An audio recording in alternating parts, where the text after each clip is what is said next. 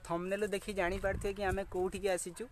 तो मु आज आसी जाजपुर जिलार रत्नगिरी को, जोटा कि आमर ब्राह्मणी और विरूपा नदीर उपत्यकार तैयारी होती, माने जोटा को आमर बौद्ध विहार बोली कह जाए, जोटी कि आमर इतिहास अच्छी कि पूर्वर बौद्धिस्ट माने जो माने बौद्ध धर्मर लोक मैंने से आसी ये ही बसवास करते से जो सेटलमेंट तांकर जो सहवास ये ही थिला। इतिहासर जो कीर्ति माने जो बौद्ध कीर्ति अच्छी तो ताहार इतिहासर प्रमाण दिए थाए आम रत्नगिरी, जोटा कि आपण आमर जाजपुर जिला आमर बिरजा क्षेत्र जाजपुर जिले ही आसूची। तो चलते देखा केमी आमर इतिहास आमर जो आमर जो पूर्वपुरुष मैंने थिले सेमानकर जो कीर्ति जो एटिकार आर्किटेक्चर केमी कौन होती, तो सब विषय मुझे देखईदेवी। तो एबे चलतु पूरा रत्नगिरी को बुलवा और संपूर्ण भाव में भरपूर भाव मनोरंजन नवा।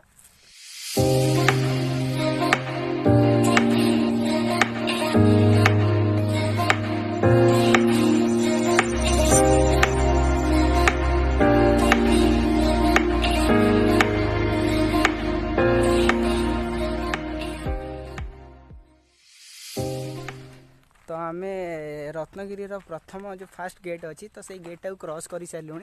तो यहाँ हूँ रत्नगिरी सेकेंड गेट जोटा आम क्रॉस कलु। तो रत्नगिरी भितर आम एंट्री करूँ। तो देखिपारे ये बहुत गुड़े बौद्ध स्तूप तैयारी करा जोटा कहते शह शह स्तूप ये तैयारी जेहेतु आमर ये बौद्ध मानकर यहाँ विहार स्थली जो मैंने बसवास करुले बौद्ध माने तो से बौद्ध धर्म लोक जेहेतु बौद्ध मूर्ति बहुत मात्रा बौद्ध स्तूप बहुत मात्रा तैयारी कराई आप देखिपे। तो बहुत ही सुंदर है जगह। तो जदि आप विजिट करना जदि आप आसी ना आपको रिक्वेस्ट तो निश्चिंत ही आसतु। आमर चंडीखोलू 40 kilometre Chandikhol main road 40 kilometre Paradip road रे आसतु। तो बहुत ही सुंदर जगह रत्नगिरी। तो निश्चित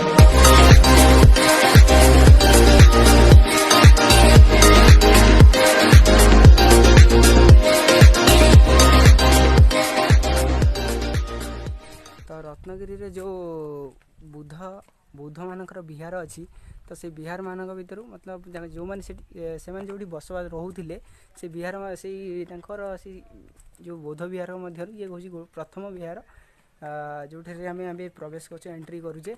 तो यहाँ प्रथम विहार तांकर तो बहुत ही बड़ विहार। तो ये टोटाल 2टा विहार अच्छी जो मैंने बुद्ध मैंने रोते। तो टोटाल भाव में देखिपे बहुत ही सुंदर है ये जगह देखु।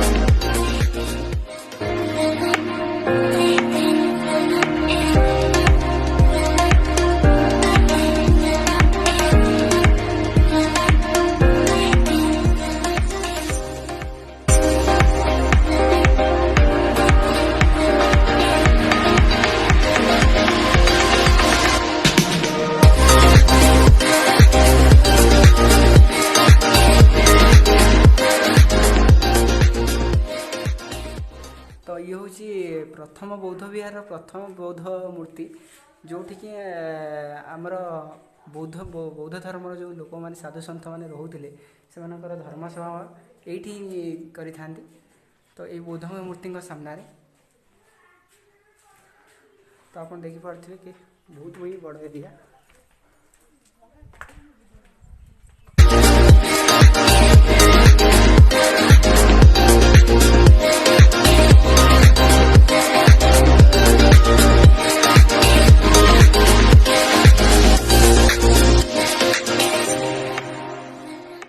तो ये हूँ बौद्ध विहार द्वितीय मतलब माने सेकेंड बौद्ध विहार जोटा कि आम प्रथम फास्ट बौद्ध विहार जाइए जोटि कि आमर बौद्ध सभा जोटि धर्म सभा कराए बौद्ध जो मैंने बौद्ध धर्मर साधु सन्थ मैंने रोते।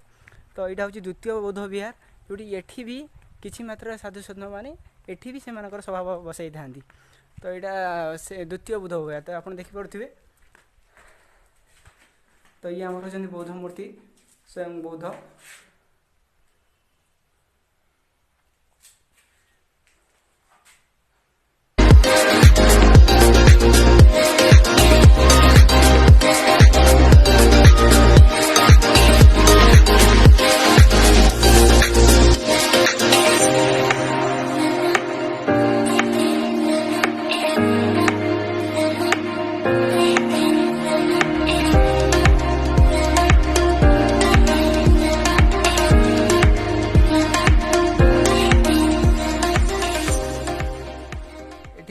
ମାନଙ୍କର जो भग्न स्तूप रहा जो गुड़िक भांगी जाइए तो सही भग्न स्तूप गुड़ाक ये रखा जाइए तो बौद्धंकर मूर्ति भी किसी ये रही आमर देखिपे तो बौद्धों मूर्ति सहित तो किसी देवादेवी मूर्ति भी स्थापन करा जोटा कि भांगी जाइथिबारु भग्नस्तूप जहाँ को कहु ये स्थानांतरित करा जाइछि।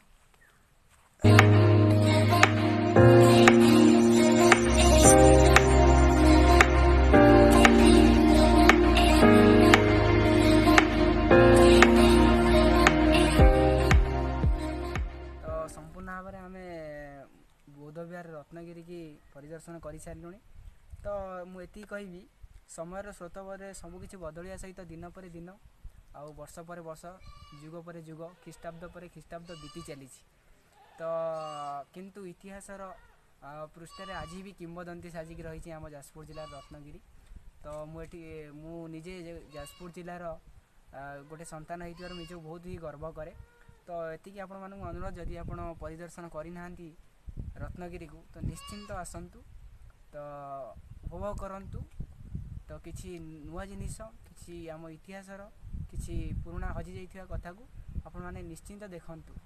बहुत बहुत धन्यवाद। जदि आपको वीडियोटी भल लगी तो लाइक टे करेंगे सब्सक्राइब करके आम मनोबल को आगे बढ़ेबी। बहुत बहुत धन्यवाद।